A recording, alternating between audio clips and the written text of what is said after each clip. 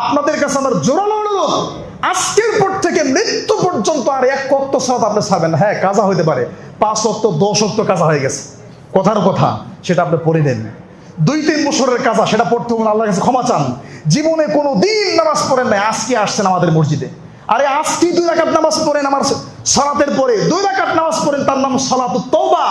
এই 2 রাকাত সালাত পড়ে আল্লাহকে বলেন, আল্লাহ সারা জীবন পড়ি নাই, মাফ করে দেন, আজকে থেকে পড়বো। আল্লাহ আপনার জীবনের সব পাপ নেকি দিয়ে পাল্টাই দিবেন।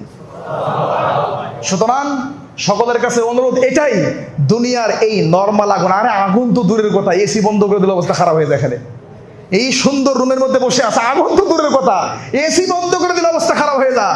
আর এই আগুনের মধ্যে যদি 5 মিনিট দাঁড়াইতে পারেন, তাহলে আপনি যান, নামাজ পড়েন না।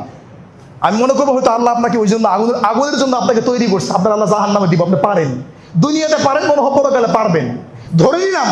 আর যদি 5 মিনিট না দাঁড়াতে পারেন, তাহলে আপনার কাছে আমার অনুরোধ থাকবে, আপনি আর কোনোদিন সালাত ছাড়বেন না। রাজি আছেন তো?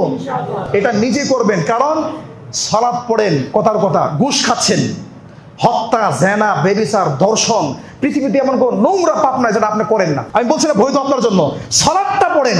কেন?